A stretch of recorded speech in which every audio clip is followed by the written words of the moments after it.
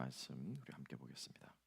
마가복음 14장 3절에서 9절까지 우리 교독하겠습니다. 마가복음 14장 3절에서 9절입니다. 예수께서 베다니 나병 환자 시몬의 집에서 식사하실 때에 한 여자가 매우 값진 향유 곧 순전한 나드 한 옥합을 가지고 와서 그 옥합을 깨뜨려 예수의 머리에 부으니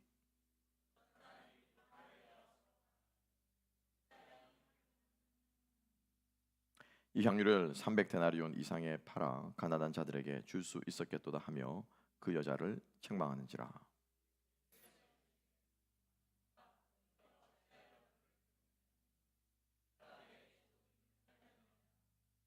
가난한 자들은 항상 너희와 함께 있으니 아무 때라도 원하는 대로 도울 수 있거니와 나는 너희와 항상 함께 있지 아니하리라.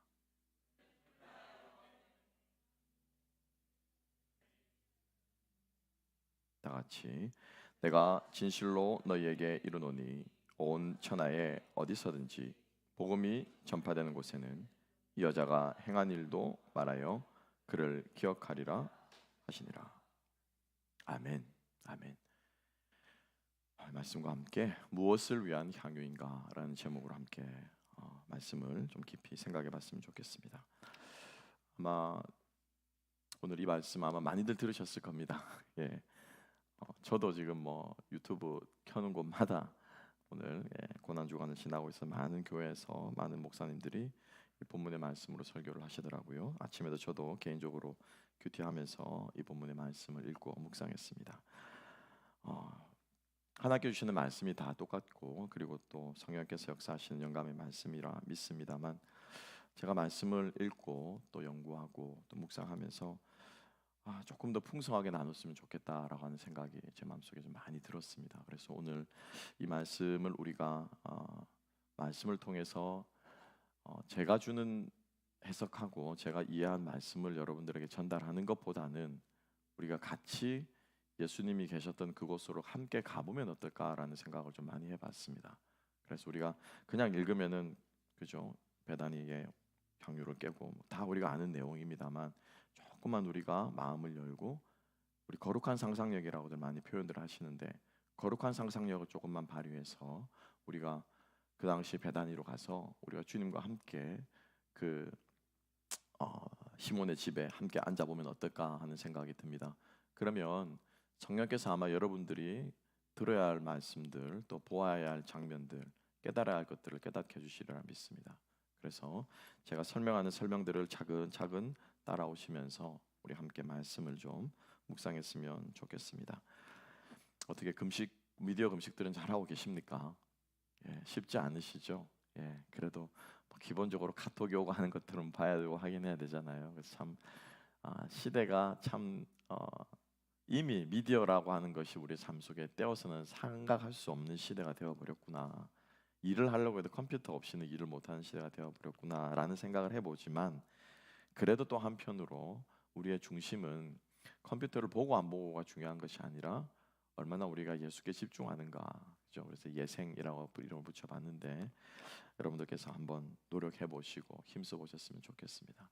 저는 대학교 때 읽던 책 그리스도의 십자가 제 인생 책으로 꼽을 만하고 하는 그 책을 지금 5번째인가 지금 이제 다시 들고 지금 읽고 있습니다.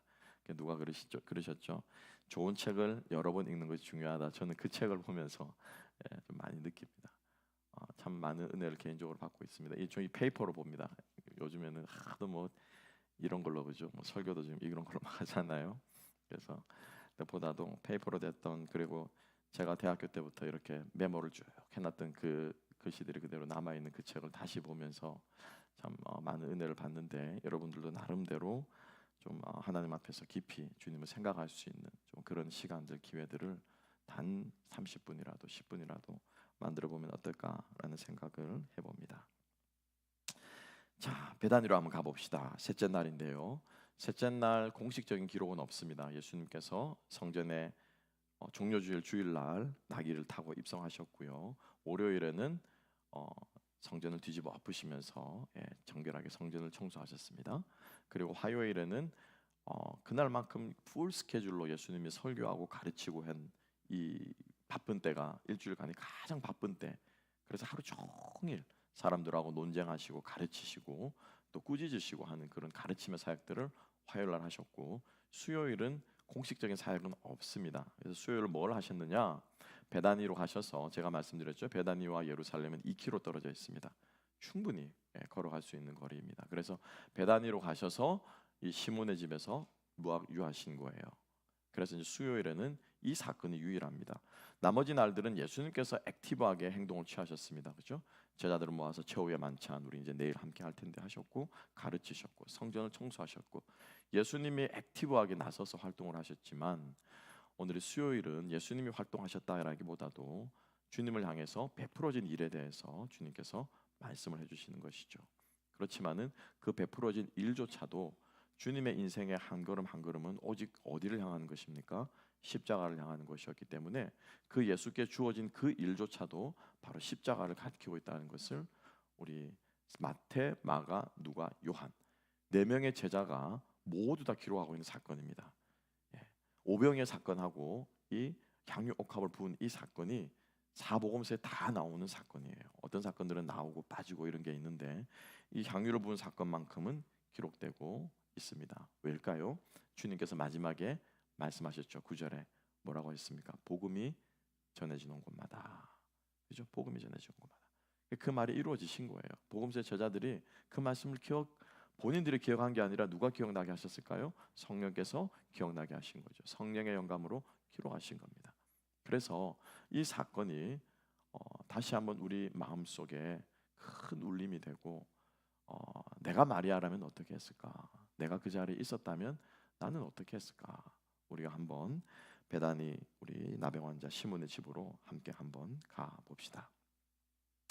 식사를 하실 때였습니다. 한 여자가라고 말하는데 요한복음에서는 이 여자가 마리아라고 기록하고 있고요. 지금 부엌에서는 마르다가 열심히 밥을 준비하고 있습니다. 근데 우리가 잘 아는 것처럼 마르다, 마리아, 오빠 나사로, 그죠? 이 세 남매는 부모가 없습니다. 자기들끼리 살고 있었어요. 그런데 오늘 3절 말씀을 보게 되면 베다니 나병 환자 시몬의 집이라고 기록하고 있습니다. 그죠? 다른 사건이 아니고 같은 사건일 거예요. 그럼 도대체 이게 어떤 누구의 집인가라고 했을 때 크게 두 가지 해석이 있습니다만은, 쉽게 한 번으로 얘기하면은 마리아, 마르다, 나사로가 마치 자기 집처럼 드나들 수 있는 집으로 생각하면 좋을 것 같습니다. 그래서 어떤 사람은 아버지였다. 이 시몬이, 나병 환자 시몬이 아버지였는데 죽었지만은 그 집안이 시몬 집안으로, 우리 옛날에 그 문패가 있죠. 요즘에는 안 붙입니다. 그죠? 옛날에 문패가 있었습니다. 한자로 딱 돼가지고, 그죠? 그 쉽게 말하면 시몬의 문패가 붙어 있는 집이었어요. 그래서 누가 봐도 저 집은 시몬의 집 이렇게 기록될 수 있다라고 해석 하나가 있고, 또 하나는 아니 시몬이 아니고 시몬은 먼 친척이었을 것이다. 그래서 친척이지만 우리 보통 집성촌을 이루고 살지 않습니까? 그래서 사촌 집에 형제처럼 왔다 갔다. 그래서 어찌 됐건 간에 이 마르다, 마리아, 나사로와 아주 친만해서, 그래서 그 집에 가서 마르다가 지금 열일 제쳐놓고 8일 걷어붙이고 마르다는 요리를 하고 있습니다. 요한복음 12장에. 그리고 마리아는 우리가 오늘 기록된 대로 예수님께 나와서 향유를 깨뜨리고 기름을 붓고 예수님 발을 씻는 거죠. 여기에서 오늘 본문에서는 뭐라고 기록하고 있냐면은 이 예수의 어디에 부었다고 말하고 있습니까? 머리에 부었다라고 말하고 있어요. 그죠? 기름을 머리에 부었다라고 말하고 있습니다.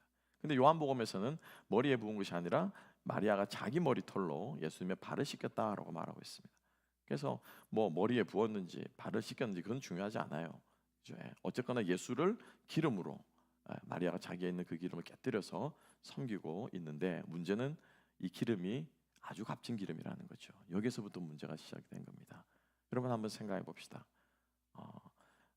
이 노동자의 1년치입니다. 300데나리온이 된다고 했는데 한 데나리온이 하루 품삯입니다. 그러니까 휴일 빼고 나면 365로 해서 휴일 빼고 나면 300일이면 딱 1년치 연봉 아니겠습니까? 여러분 1년에 얼마 받으십니까? 얼마 버십니까? 대충 생각이 나시죠? 그 1년 번 돈을 몽땅 털어서 어떻게 해요? 그날 다 쏟은 거예요. 그런데 더군다나 그 당시에 여자들은 생각보다 남자들과 달리 경제 활동을 할 수가 없습니다. 돈 벌 길이 별로 없어요. 그래서 어쩌면은 이 마리아는 자신의 아직까지 미혼이라면은 결혼 지참금으로 준비했을 자신의 전 재산일 수도 있습니다. 그죠? 어쩌면 자신이 가보로 물려주기를 그러한 전 재산일 수도 있습니다. 어찌 됐건 간에 이 마리아는 자기의 무엇을 전부를 주님 앞에 드렸다라고 하는 것입니다. 자, 향유 한 병이 예수님 머리 위에 쏟아부어졌습니다. 이 향유를 바라보는 시선들 때문에 오늘 이 이야기가 벌어진 것이죠. 사람들은 이 향유를 가지고 어떻게 보고 있는지를 함께 한번 보겠습니다. 자, 4절과 5절 말씀이죠. 함께 한번 읽어봅시다. 4절 5절 다 같이 읽습니다. 시작. 어떤 사람들이 화를 내어 서로 말하되 어찌하여 이 향유를 허비하는가. 계속 읽습니다. 이 향유를 300데나리온 이상에 팔아 가난한 자들에게 줄 수 있었겠도다 하니라. 자, 그 여자를 책망하는지라. 이 향유 한 근을, 그죠? 1년치 나의 연봉과 같은 이 향유를 예수의 머리에 부은 이 행위를 가리켜서 사람들은 지금 뭐라고 말하고 있습니까? 향유를 어떻게 한다고요? 부었는가가 아닙니다. 그죠? 뭐 한다고요? 허비하였는가? 허비하였는가? 여러분, 우리는 어떤 행동을 가리켜서 허비했다고 말합니까? 우리가 어떤 행동을 할 때 그 행동은 헛것이다라고 말합니까? 그죠? 예.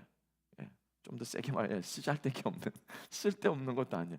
쓰잘데기 없는 일에 뭔가를, 그죠? 투자할 때 쓰거나 할 때 그걸 우리가 허비라고 말합니다. 그죠? 그러니까 이 사람들은 지금 이 마리아가 이 향유를 가지고 예수의 머리에 부은 이 행위를 쓰잘데기 없는 짓에 지금 네가 하고 있다라는 겁니다. 그러면 이 사람들은 지금 이 예수님을 그리고 이 향유를 지금 어떤 눈으로 보고 있겠습니까?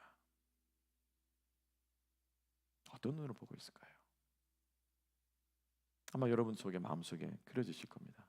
그죠? 예수님께 그 정도는 아니라는 거예요. 뭐가 됐건 간에 예수님과 이 향유를 비교했을 때 누가 더 가치가 있다고 생각하고 있습니까? 누가 더 가치가 있다고 생각합니까? 향유가 더 가치 있는 거잖아요. 그죠? 향유가 더 가치 있는 거잖아요. 그러니까 여기에다 붓는 거는 쓸데없는 거잖아요. 그렇습니까? 안 그렇습니까? 그죠? 쓸데없는 거잖아요. 그 마음 자체가 그 정도는 아니라는 거예요. 주님이 귀하고 주님이 많은 일들을 하셨고 주님이 죽은 사람을 살리셨고 주님이 병자를 고치셨지만은 내 전 재산을 털어서 부을 만큼은 아니라는 거예요. 여러분 한번 생각해 보십시다. 주님을 사랑하고 우리가 주님을 따르기를 원하고 주님의 제자가 되기를 원하고 우리가 주님 앞에 우리의 삶을 드리기를 원하는데 주님, 그 정도는 아닙니다. 지금 사람들은 그 말을 하고 있는 거예요. 나는 어떻습니까? 주님, 제가 살고 봐야죠. 저도 힘들어요. 저도 어려워요. 주님, 죽겠어요. 정말 죽을 것 같아요. 제가 이렇게 하는 거 주님 알고 계시나요? 내 옆에 있는 사람들 아무도 몰라요. 저는 죽을 것 같아요. 주님, 그 정도는 안 됩니다. 그 정도는 못하겠습니다. 어떻습니까, 여러분? 내가 요즘 그 자리에 앉아 있다면은, 내가 그 향유가 주 예수님의 머리 위에 부어지는 것을 본다면은, 여러분들의 마음은 어떤 마음이 들겠습니까? 더군다나 지금 이 동네는 베단이라고 하는 동네입니다. 베단이라고 하는 말의 뜻이 뭐냐면요, 가난한 자의 집이라는 뜻입니다. 가난한 자들의 집, 힘든 자들의 집. 한국에 가면은 해방촌이라고 있습니다. 아시는지 모르겠지만은 해방촌이라고 있어요. 자, 위치는 제가 정확하게 기억 안 나는데 약수동, 옥수, 그 어디쯤인가를 제가 알고 있어요. 그야말로 그 판자촌처럼 서울 한복판에 이런 집이 있는가 싶을 정도로 요즘에는 그 해방촌을 리모델링을 해가지고 옛날에 복고풍을 해서 옛날에 못 살던 판잣집 이래가지고 거기를 오히려 뭐 조그마한 카페로 뭐 음식점으로 이렇게 만들어가지고 요즘엔 또 돈을 버는 사람들이 있다고 하던데 저는 한 두어 번 지나가면서 그 해방촌을 봤는데 진짜 위에서 이렇게 보면은 진짜로 이게 옛날에는 1990년대 그때쯤에는 진짜로 판자촌들이 더 듬성듬성 보였고요. 제가 살던 곳은 부산이었습니다. 물론 부산은 뭐 6.25 전쟁 때 살아남은 곳이기 때문에 많은 피난민들이 몰려왔어요. 그래서 실제로 여러분 판잣집이라고 하는 것을 저는 어릴 때 보면서 자랐습니다. 까맣게 되어 있습니다. 나무 이 재료는 뭐냐면은 그 사과 괴짝이 있죠. 큰 사과 괴짝인 이런 그런 그야말로 이게 널찍널찍한 판자인데 이게 뭐냐면은 미군들이 군수품 나르는 그 박스였어요. 그걸 다 분해를 해가지고 그 나무들을 이렇게 지어가지고 집을 지은 거예요. 그리고 거기다가 이렇게 뭡니까 이거 우리 저는 잘 모르죠. 골타르라고 하는 그걸 시커먼 그걸 발라요. 그걸 바르면 방수 역할을 하기 때문에 비가 와도 물이 새지 않습니다. 그 시커먼 것들이 군데군데 서 있는 것들을 전 어릴 때 종종 봤습니다. 판자촌이라고 하는 것이죠. 판잣집이 많다고 해서 뭡니까? 판자촌이에요. 네. 그죠? 뭐 해방하고 끝나고 나서 없는 사람들이 이렇게 다 모여 살았다고 해서 해방촌이라고 얘기를 하고, 그죠? 그다음에 여러분 또 우리 난지도라고 여러분 아시는지 모르겠습니다. 요즘에는 거기가 하늘공원으로 바뀌었습니다. 꽤 오래되긴 했죠. 쓰레기산 쉽게 말하면. 배단이라고 하는 곳은 가난한 사람들, 없는 사람들, 그야말로 사회의 최저층, 예루살렘의 수도에서 부자들이 다 살고 뭐 있는 뭐 자리 잡는 사람들이 사니까 몰려나서 그곳에 대한 살 수 없는 사람들이 몰려나서 자기들끼리 마을들을 이루며 주변 마을들을 이루며 살았는데 그 중에서도 특별히 가난한 자들이 모여서 살았기 때문에 그 마을을 뭐라고 한다고요? 가난한 자의 집이다. 그 없는 사람들 사는 집 있죠. 그 동네 있잖아. 그러다가 이름이 뭐냐면 베다니가 된 거예요. 자, 여러분, 그 동네에서 예수님께서 묵으실 때 사람들이 그 향유를 붓는 그 모습을 보고, 그죠? 사람들이 어떤 생각이 들었겠습니까? 어찌 보면은 오늘 이 본문의 말씀을 5절 말씀을 보면 300데나리온 이상의 팔아 가난한 자들에게 줄 수 있었겠도다. 이 말이 그 어느 때보다도 그 누가 들어도 마음에 와닿는 바로 그런 동네에서 사람들은 이렇게 생각할 수 있었고 생각했다는 것인데, 그렇게 생각하는 이유는 결국에는 결론적으로 말하면은 예수는 이만큼은 아니라는 거예요. 이것을 다 부을 만큼은 아니라고 하는 것을 사람들의 마음속에 반영하는 모습으로 사람들은 그 여자를 가룟 유다를 꾸짖고 있는 모습을 볼 수가 있습니다. 여러분들이 이 장면을 보았다면 여러분들은 어떤 생각을 했겠습니까? 나는 어떤 마음으로 이 마리아의 행동을 평가했겠습니까? 내 마음의 동기를 이 마리아의 모습을 통해서 우리가 살펴볼 수 있는, 돌아볼 수 있는 우리가 되었으면 좋겠습니다.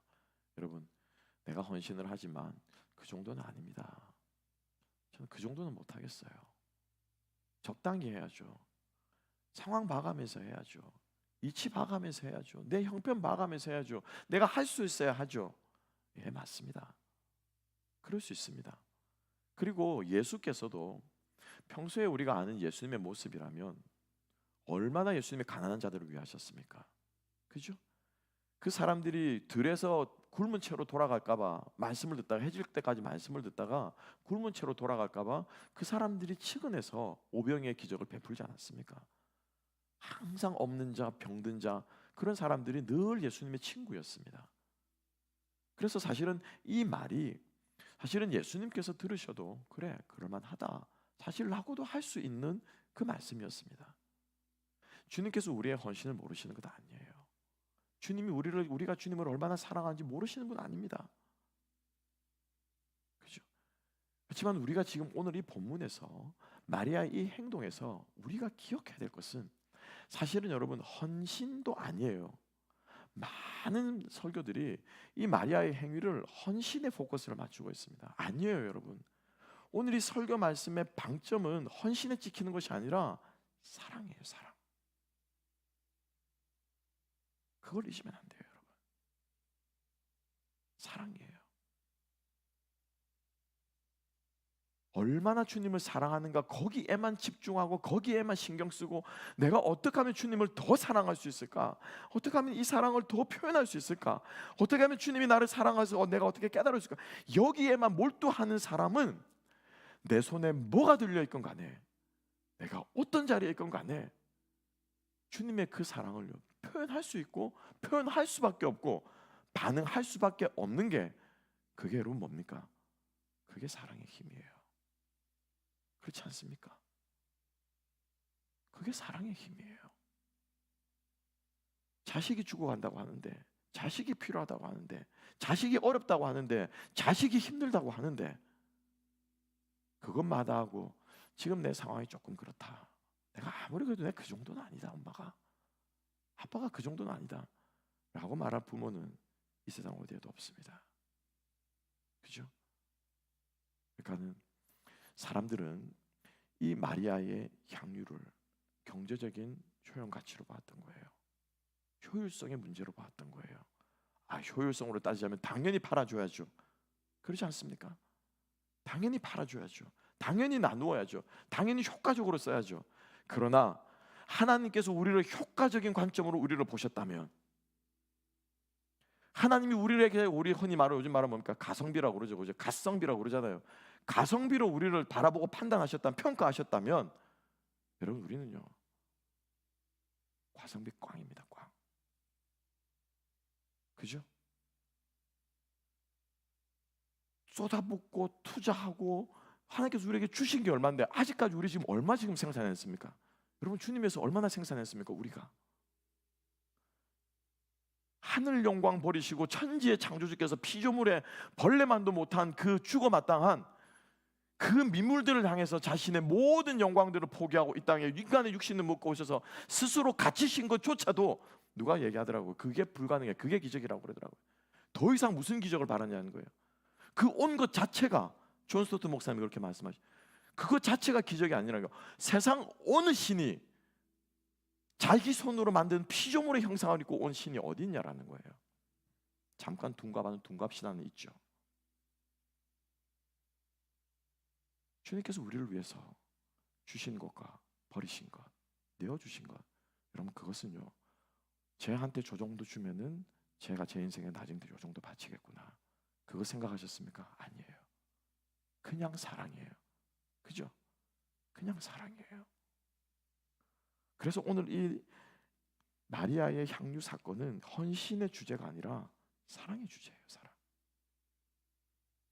이 향유를 통해서 주님의 사랑이, 주님을 향한 사랑이 느껴지는 우리가 되었으면 좋겠습니다.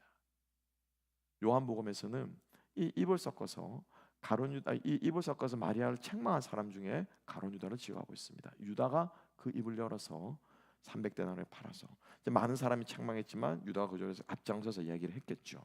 그래서 요한은 유다가 앞장서서 300데나리온을 피너서 가난한 자들을 나눴으면 좋겠다라고 효용성의 얘기를 하지만 요한은 지적하고 있습니다. 그 유다가 무엇을 했다고요? 무엇을 했다고요? 저는 돈깨를 맡은 자라. 가만히 어떻게 해요? 돈을 훔쳐가더라. 그 유다가, 그 말을 했던 유다가 사실은 오늘 이 본문에서 우리가 요한복음 오늘 우리가 읽진 않았지만 마가복음 14장 10절과 12절 바로 뒤에 이어집니다. 오늘 이 마리아가 향유 분 사건 바로 뒤에 이어지는데 가룟 유다가 어떻게 하냐면요, 제사장을 찾아갑니다. 그리고 은 30에 팔아넘깁니다. 바로 뒤에 이어지는 사건이에요. 그러니까 오늘 이 마가는 이 향유 사건 앞 뒤로, 그죠? 예. 이 앞에도 뭐냐면은 예수를 죽일 방책을 찾는 종교지도자들의 모습이 나오고요. 그 다음에 마지막에 마가가 가룟 유다가 그 종교지도자들에게 예수를 팔아넘길 생각을 합니다. 왜요? 예수의 경제 효용 가치는 은 30개라는 거예요. 그 향유의 가치는 300데나리온이에요. 가난한 자에게 팔아주는 것처럼 철저하게 가룟 유다는 어떻게 해요? 효용성의 문제로. 쉽게 말하면 그럼 유다가 지금 예수님을 따라가는 목적은 무엇일까요? 그죠? 내가 3년을 바쳤으니 이 사람이 왕이 되면, 월요일 날 입성했지 않습니까? 그죠? 네. 이 사람이 왕이 되면 나에게 이 정도로 주어지겠구나. 이것 아닐까요, 여러분? 다른 자들도 다 마찬가지였습니다.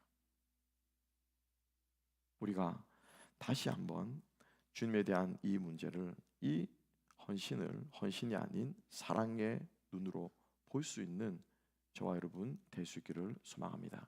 그래서 예수님께서는 이 본문에서 사랑의 행동을, 사실은 누가복음은 똑같은 사건입니다만 누가복음에서는요, 이 마리아가 예수님을 얼마나 사랑하는지를 표현하고 있습니다.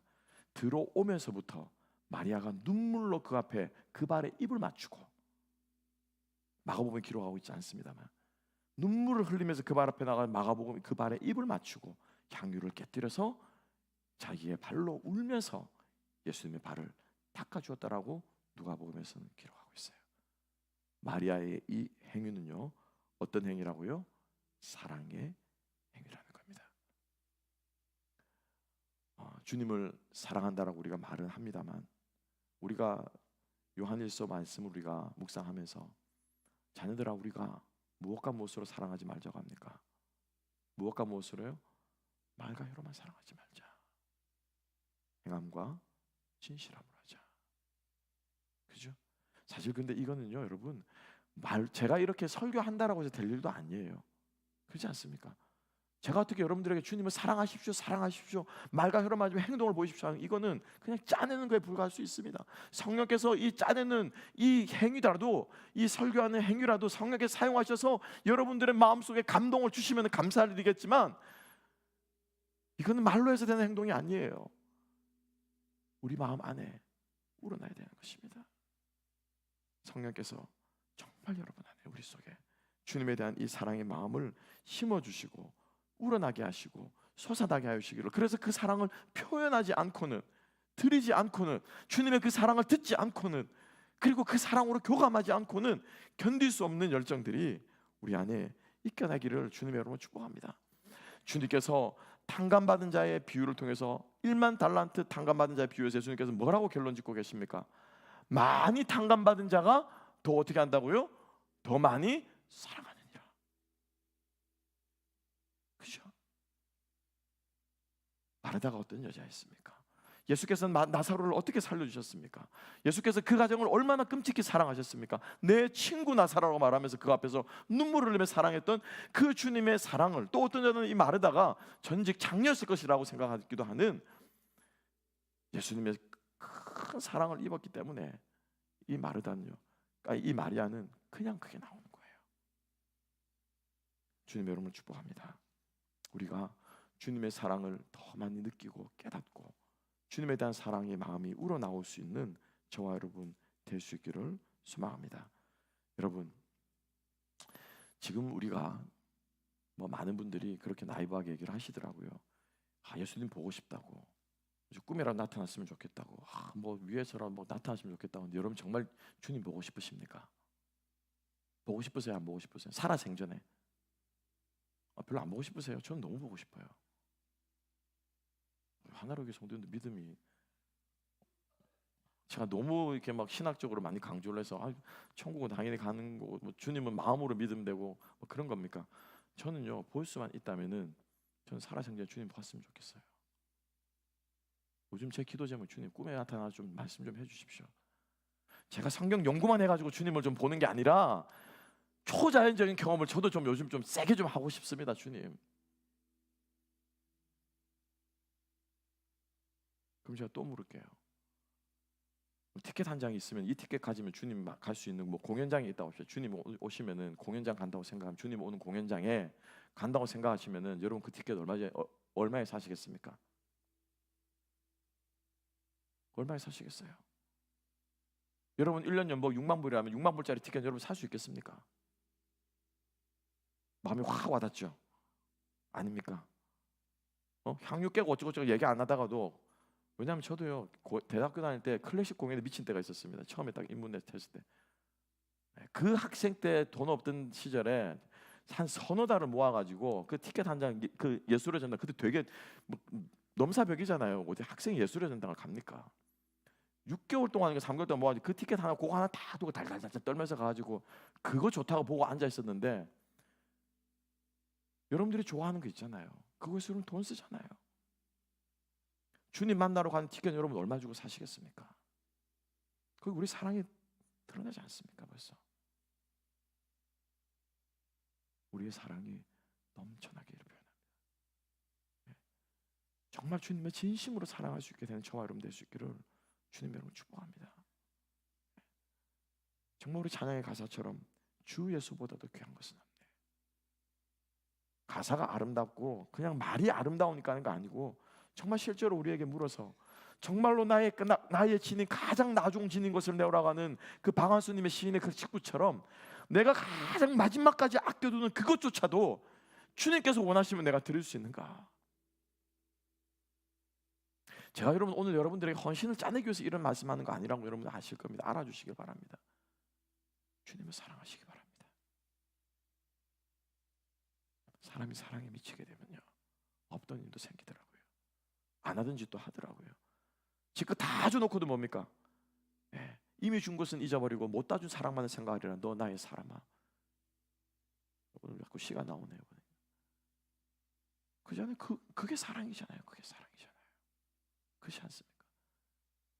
우리 주님을 더 사랑합시다. 더 사랑하는 마음 갖게 해달라고 합시다.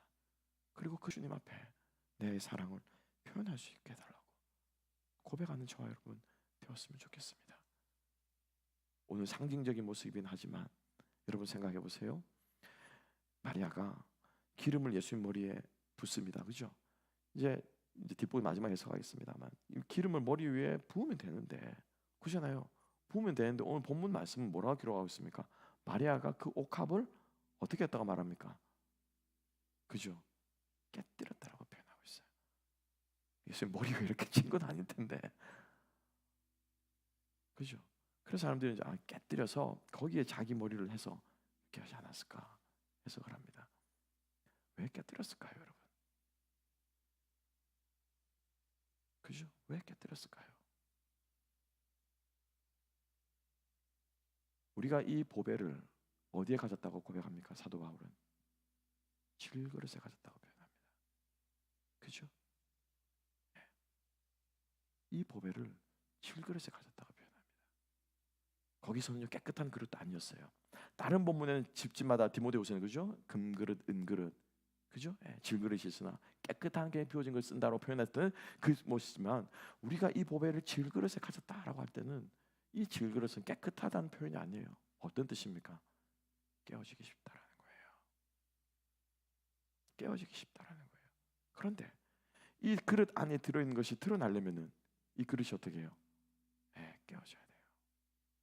그러면 그 내용물이 드러납니다.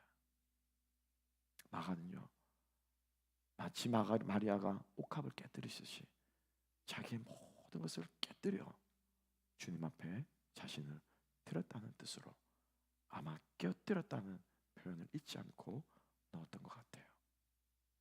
여러분 내가 깨어지지 않고는 예수가 드러날 수 없습니다. 그죠? 갈라디아서 2장 20절 말씀에 내가 죽지 않고는 예수가 드러날 수 없어요. 내 것을 버리지 않고는 예수께 드릴 수가 없어요. 철저하게 이 나와 예수가 이게 신비지 않습니까? 함께 가는데 내 안에 예수가 사는데 예수가 어떤 식으로 내 안에 생명이 드러나느냐? 나의 이 버려야 될 자아가 끊임없이 깨어지고 버려지고 부인되어지는 이 모습을 통해서 예수가 내 안에 살고 예수가 내 안에 드러나고 주님의 우리의 사랑이 표현되어질 수 있다는 거예요. 왜? 예수께서 당신을 깨뜨려서 우리에게 당신을 주셨기 때문이라는 거예요. 주중에 한 분을 만나서 교제하는데 이분은 메시아닉 주라고 해요. 메시아닉 주가 뭔지 아시죠? 유대인의 유대교를 믿는데 메시아를 믿는 예수님을 믿는 거예요. 그래서 유대인 전통을 다 지키면서도 예수를 구주로 고백하는 겁니다. 근데 그 메시아닉 주들은 실제로 6월절이 되면은 맛자를 만듭니다. 이 빵을 맛자라고 그래요. 호떡 같은 거예요. 어떻게 하면 이게 으스러집니다. 네. 예수님께 떡을 떼어 주시고라고 말하잖아요. 떼는 게 아니에요. 이렇게 쭉 떼듯이 이렇게 떼는 호떡이 아니에요. 부서지는 거예요. 부서지는 거예요. 당신의 몸을 어떻게 해요? 부서뜨려서 우리를 위해서 내어주시는 거예요. 주님이 당신의 몸을 깨뜨려서 우리에게 주셨듯이 우리도 어떻게 우리가 깨어져야 예수가 드러나는 거예요. 옥합이 깨어지면 향기가 호망이 가득합니다. 아마 그날 저녁에 베다니 시몬의 집은 그 마을에서 가장 향기로운 집이 되었을 거예요. 그죠? 그 한 근을 다 깨웠으니 그 향기가 얼마나 진동하겠습니까? 여러분들이 깨어질 때 예수의 향기가 퍼집니다. 우리가 깨어질 때 그리스도의 향기가 우리를 통해서 드러난 줄로 믿습니다. 여러분, 사람들이 언제 감동합니까? 사람들이 언제 감격합니까? 할 만한 일하고 당연한 일을 하고 했을 때 사람들이 감동하지 않아요. 있을 수도 없는 일이 일어났을 때, 있을 것만 같지 않은 일이 일어났을 때, 도저히 할 수 없는 일들이 일어났을 때 사람들은 놀라고 감동하고 그 감동을 넘어서서 어떻게 합니까? 감격하는 것입니다. 그게 바로 오늘 마리아가 향유를 깨뜨린 모습에서 드러나고 있는 것을 볼 수가 있습니다. 여러분, 주님의 사랑이 우리 자신을 깨뜨리는 데까지 나아가게 되는 우리가 되었으면 좋겠습니다. 여러분, 두려워하지 마세요. 우리가 깨어지면요 죽을 것 같습니다. 그죠? 우리가 깨어지면 죽을 것 같아요. 그런데요, 안 죽습니다. 왜입니까? 사명이 있기 때문에 안 죽는 거예요. 사명이 있는 사람은 안 죽습니다. 사지 멀쩡하고 허우대 멀쩡하게 잘 살아도 그 사명이 없으면 하나님께서 그 생명을 어떻게 합니까? 거둬가십니다. 저 사람이 꽃다운 나이 왜 죽었을까? 사람이 땅을 치면서 하더라도 하나님 보시기에 그 죽음을 통해서 또 다른 일을 하시거나 하나님의 뜻이 있을 때는 하나님이 그 생명 거둬가십니다. 여러분, 그거 믿으십니까? 네. 엊그저께 헐리우드에서 아주 유명한 진 해커만이라는 사람, 그죠? 부부가 죽었습니다. 뉴스 보셨습니까? 예. 그 남편이 죽고 그 여자가 얼마 안 돼 죽었나? 근데 그 큰 집에, 그 큰 저택에, 예? 쥐들이 집단 서식하니까 수천 마리가 되겠죠. 쥐들이 집단 서식하는 곳이 한 대여섯 군데가 크게 발견했다는 거예요. 뭐 거라지에서 그 큰 집에 노인 부부 둘이 사는데 집 관리가 안 되는 거, 쉽게 말하면은. 보통 뭐 산꼭대기 집 짓고 살잖아요, 보통 돈 있는 사람들은. 그러니까 주변에 쥐들이 들어와서 살아도 들어와달라고 하면 살아도 모르는 거예요. 그래서 그 쥐에서 균이 옮겨가지고 감염돼가지고 죽는 그 병으로 죽었다고 그러더라고요. 그래서 제가 돈 있는 사람 저렇게도 죽는구나. 집이 너무 커서 쥐들을 처치 못해서. 하나님께서 거둬가신다는 거예요. 하나님께서 사명이 닿으면은, 사명이 없으면은 제 아무리 살고 싶어도 제 아무리 가지고 봐도 이 정도면은, 그죠? 예. 내 인생아 내 영혼아 평안할지어다. 내가 이 정도로 곡간도 짓고 모든 걸 다 했으니 이제 내가 평안하게 아무것도 살다. 이 어리석은 부자야. 주님께서 말씀하시지 않습니까? 반대로 사명이 있는 사람은 여러분 안 죽습니다. 죽다가도 일어납니다. 사도 바울이 몇 번이나 죽을 뻔했습니까? 태양에 맞아 죽고 돌에 맞아 죽고 바다에 빠져 죽고 죽을 뼈는 몇 번을 고비를 넘기더라 주님께서 안 죽이십니다. 왜? 주님이 쓰실 때가 있거든요. 그런데 로마 황제 앞에 딱 세우고 나서는 어떻게 합니까? 이제 다 이뤘으니까 어떻게 해요? 하나님께서 데려가시는 거예요. 깨어짐을 두려워하지 마시고 쓰임받기를 소망하는 우리가 되었으면 좋겠습니다. 하나님께서 나를 쓰셔서 어떤 일을 하실까? 또 어떤 한 사람을 변화시키시고 또 어떤 한 사람을 하나님께 영광 받으시고 또 어떤 사람에게 복음이 전해지고 또 어떤 사람이 주님 앞에 변화되는 역사를 나를 통해서 하실까? 거기에 초점을 맞추고 거기에 우리가 신경 쓰고 그것을 사모하며 나아가다 보면은 주님을 사랑하는 마음이 생기고요, 없던 힘도 생기게 되고요, 죽을 줄 알았는데 벌떡벌떡 일어나게 되고 돌아보게 되면은 도저히 이건 내 힘으로 할 수 없다는 고백 우리 안에 나올 수 있게 될 줄로 믿습니다. 그러다가 죽으면 죽으리라죠. 여러분, 죽으면 죽으리라. 그렇지 않습니까? 내가 죽으면 우리 애들은 어떡하나? 나는 괜찮은데 자식 같은. 여러분보다 나보다 우리 가족들을 더 잘하시고 더 책임지시는 분 누구십니까? 우리 주님이십니다. 우리 주님. 여러분 진짜 그거 믿으십니까? 정말 그거 믿으세요, 여러분? 깨어지고 두려워하지 마시고 주님에 대한 사랑을 표현하는 저와 여러분 되시기를 소망합니다. 그래서 주님께서 마지막입니다. 이 마리아의 헌신을 주님은 뭐라고 말씀하십니까? 8절 말씀, 8절과 9절 말씀인데요. 8절 말씀 한번 읽어봅시다. 다 같이 읽습니다. 시작. 그는 힘을 다하여 내 몸에 향유를 부어 내 장례를 미리 준비하였느니라. 이 구절은 크게 두 가지로 쓰여지고 있습니다. 요한복음은 이렇게 기록되지 않습니다. 요한복음에는 장례를 준비했다는 말이 있고 오늘 마가복음은 사실은 오늘 이 본문의 말씀은 정확하게는 이렇게 아니고 원문은 이런 겁니다. 그는 내 몸에 향유를 부었는데 이 향유가 관계대명사절로 해서 이 향유가 어떤 향유냐면은 내 장례를 위한 것이었느니라 이렇게 표현하는 거예요. 즉 다시 말하면 마리아는 일찌감치 어떻게 해요? 예수님께서 하도 십자가에 뭐 죽는다 고난 받는다 이제 내가 간다 이 말씀하시니까 마리아는 어떻게 해요? 아, 주님을 위해서 이거 써야 되겠다. 미리 예수님의 이 장례에 쓸 향유를 준비하고 있었다라는 거예요.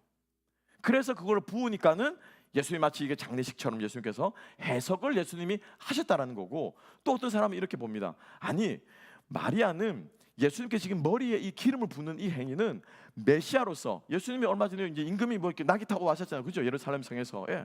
그런데 마리아는 똑똑히 봤다는 거예요. 저분은 왕이 될 분이야, 이스라엘의 왕이시라는 그 고백으로 머리에 부었다라는 거예요. 왜요? 왕과 선지자와 그죠?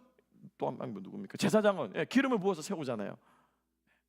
근데 무엇이 되었건 간에 마리아는 예수님을 바라보는 시각이 다른 사람들과 남달랐다는 것은 분명한 겁니다. 그죠? 그리고 그 행위를 자기의 모든 것을 드리는 것으로 마리아는 부었는데, 이 마리아의 붓는 행위를 누가? 예수께서 그렇게 보신 거라는 거예요. 예수께서. 마리아가 어떤 행위로 의도로 준 거니, 마리아에서 나오는 행위는 오직 사랑에서 분명한 거는 사랑하는 마음에 모든 것을 다 드렸습니다. 그죠? 사랑하는 마음에 자신의 전 재산을 드렸고, 사랑하는 마음에 그 옷가까지 깨뜨려서 눈물로 그 발을 닦으며 씻으며 기어가서 주님 앞에 그 냄새나고 더러운 발을 향유로 깨끗이 씻겨드리는, 오직 마리아의 마음에는 사랑하는 마음밖에 없는 것은 분명한 거예요. 장례를 준비했다 안 했다는 주님이 그렇게 어떻게 해요? 말씀하신 거라, 주님께서 그렇게. 그리고 주님의 그 해석이 생각이 났기 때문에 복음서의 제자들은 어떻게 해요? 기록을 한 거예요. 장례로. 아, 맞다.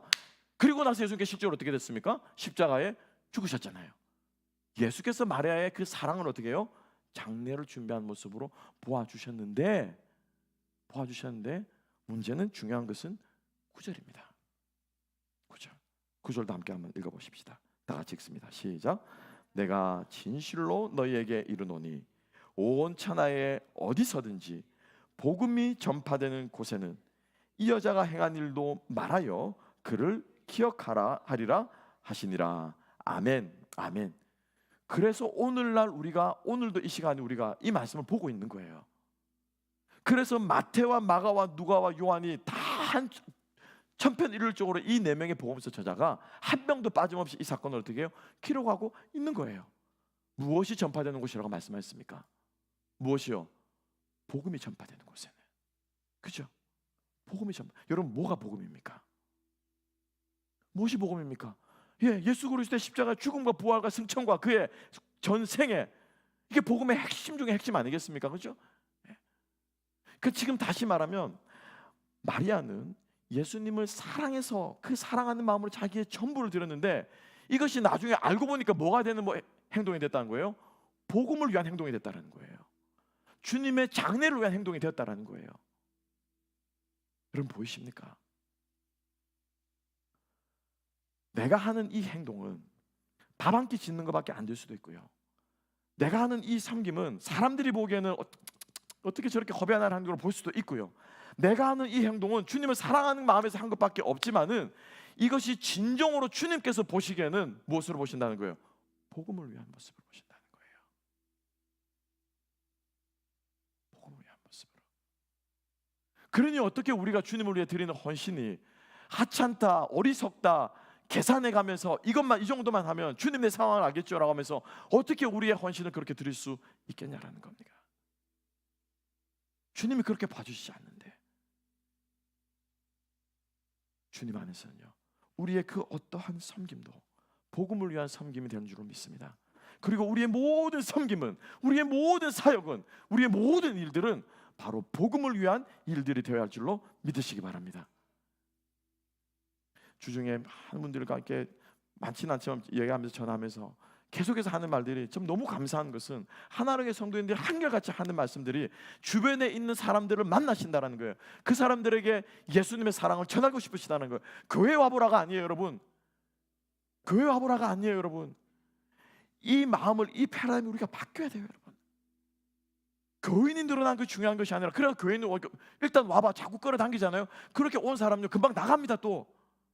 그런데 예수를 만나면은, 복음을 듣게 되면은, 변화되게 되면은 진정한 예수 가족이 된다는 거예요. 그죠? 우리의 모든 삶의 모습들이 복음을 위한 것들이 되시기를 주님의 이름으로 축복합니다. 복음을 위한 헌신이 되시기를 주님의 이름으로 축복합니다. 복음을 위한 헌신이 됐을 때 주님께서 기억하시고 주님께서 축복하시고 주님께서 우리에게 놀라운 것으로 갚아 주시게 될 줄로 믿습니다. 사람들이 보기에는 그냥 옥합이었고요, 사람들이 보기에는 허비한 행위였고, 사람들은 효용성의 가치로 보았지만 주님께서 보시기에는 그것은 사랑의 모습이었고, 주님께서 보시기에는 그것을 자신의 모두를 깨뜨리는 모습이었고, 주님께서 보시기에는 그것이 결국에는 복음을 위한 모습이었다는 것을 오늘 마가는 우리들에게 말씀하고 싶으셨던 것입니다. 말씀을 정리합시다. 오늘 이 마리아의 행동은 주님을 향한 사랑 이상의 행동이라고 말씀하십니다. 그것은 다름 아니라 주님의 십자가의 죽음, 즉 복음을 위해서 헌신하는 사랑의 모습이었고요, 이 마리아의 행동이 예수님의 구원 사역 중에 마지막 십자가에 달려 들어가시는 그 장례를 준비하는 특별한 것이었음을 주님께서는 말씀하십니다. 우리의 삶을 돌아보면서 주님께서 이 33년 중에서도 이 3년을 위해서 창세기 1장 1절에서부터 모든 인류의 역사를 그 3년 그리고 이 마지막 일주일에 우리 하나님께서 쏟아부으셨습니다. 우리 역시 우리의 삶을, 길지 않은 우리의 인생을 주님을 위해서 깨뜨리고 쏟아붓고 우리의 주님 앞에 정말로 태우다가 갈 수 있는 저와 여러분 되었으면 좋겠습니다. 그럴 때 주님께서 영광 받으시고 여러분들의 아름다운 섬김이 많은 사람들에게 아름다운 덕을 끼치며 주님의 복음을 증거하는 도구로 주님께서 써주실 줄로 믿습니다. 그렇게 우리 교회를 세워가며 우리 주변을 복음으로 우리가 물들여가는 저와 여러분 되시기를 주님의 이름으로 축복합니다. 우리 시간 찬양하면서 우리 주님 앞에 나아갔으면 좋겠습니다. 우리 내게 있는 향유 값 주께 가져와 함께 찬양할 때 주님을 향한 그 사랑 내 마음속에 더욱더 키워가소서. 주님을 더 사랑하는 내가 되게 하소서. 함께 찬양합니다.